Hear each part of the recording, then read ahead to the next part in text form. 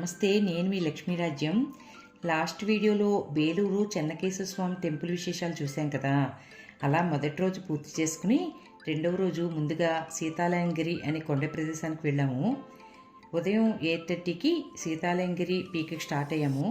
ఇది 5,000 అడుగుల ఎత్తులో ఉండే ప్రదేశం వల్ల ఆ రోజు చాలా ఎండగా ఉన్నా కూడా ఈ ప్లేస్లో చాలా చల్లగా అనిపించింది. ఇక్కడ వ్యూస్ అన్నీ చాలా బాగుంటాయి. అలాగే స్టార్టింగ్ పాయింట్లో ఈశ్వరుని మందిరం ఉంటుంది. టెంపుల్ నుండి వ్యూస్ కూడా చాలా బాగుంటాయి. మేము వెళ్ళిన రోజు చాలా రష్గా ఉండడం వల్ల ములాయంగిరికి వెహికల్స్ అలౌ చేయలేదు. సో మేము వేరే ప్లేసెస్ మిస్ అవ్వకూడదని సీతాలయంగిరి కవర్ చేసుకుని జారీ వాటర్ ఫాల్స్కు బయలుదేరాము.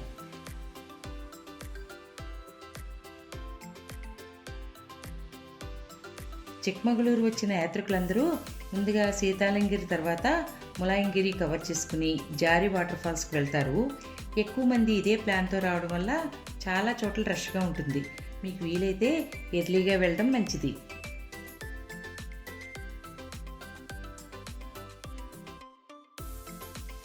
జారీ వాటర్ ఫాల్స్కి వెళ్ళే దారిలో హొన్నామన్నా వాటర్ ఫాల్ వస్తుంది.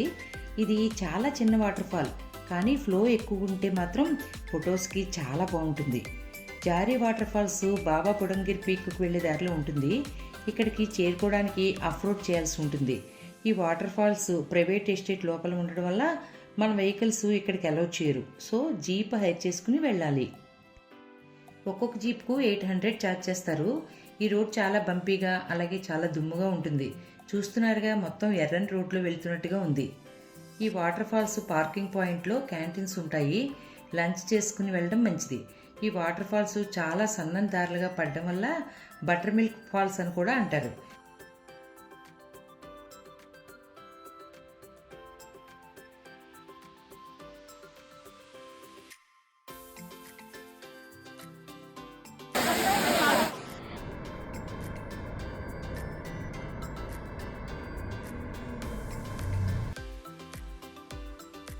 ఇక్కడ 1 అవర్ స్పెండ్ చేశాక దత్తపీఠంకు స్టార్ట్ అయ్యాము. బాబా బుడంగిర్ పీక్ స్టార్టింగ్లో దత్తపీఠం ఉంటుంది. చాలా చాలా చక్కని ప్లేస్. అసలు ఇక్కడ దత్తాత్రేయ మందిరం ఉంటుంది. గుడిలోకి ఫోన్స్ అలౌ చేయరు. ఈ ప్లేస్లో ఒక గుహ ఉంటుంది. ఇక్కడ హజరత్ దాదా, హయత్ దర్గా అలాగే దత్తాత్రేయుని పాదుకలు కూడా ఉంటాయి. 2 మతస్థుల వాళ్ళు ఇక్కడికి వస్తారు. హిందువులు మరియు ముస్లింలు కలిసి ప్రార్థన చేసే ఈ గుహ ఒక ప్రత్యేకమైన సమైక్య సంస్కృతికి నిదర్శనంగా నిలుస్తుంది. ఇక్కడ ఒక తెలియని వైబ్ ఉంటుంది. మనసుకు చాలా ప్రశాంతంగా అనిపిస్తుంది. నెక్స్ట్ బాబా బుడంగిర్ పీక్కి వెళ్ళాము. బాబా బుడంగిర్ అనే అతను 17వ శతాబ్దంలో 7 కాఫీ బీన్స్ను భారతదేశానికి తీసుకుని వచ్చి మనందరికీ కాఫీని పరిచయం చేశారు. అందుకే చిక్మగళూరును హోమ్ ఆఫ్ కాఫీ అంటారు. ఇక్కడ వ్యూస్ చాలా ట్రెమెండస్గా ఉంటాయి. వెస్ట్రన్ ఘాట్స్లో ఎత్తైన ప్రదేశం కావడం వల్ల ఇక్కడ చాలా చల్లగా అనిపిస్తుంది. ఫొటోస్కి ఎక్సలెంట్ ప్లేస్ అని చెప్పాలి.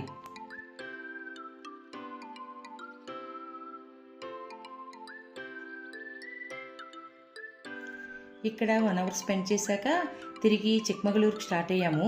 సన్సెట్ కోసం హిరికొళాలి లేక్ చేరుకున్నాం. ఇక్కడ సన్సెట్ చాలా చాలా బాగుంటుంది.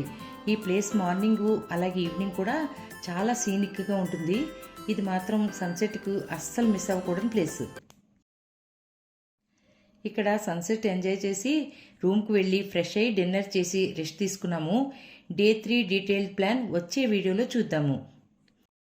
నా వీడియోస్ మీకు నచ్చినట్లయితే ఛానల్కు సబ్స్క్రైబ్ అయ్యి నోటిఫికేషన్స్ను ఆన్ చేసుకోండి. Take care friends, bye.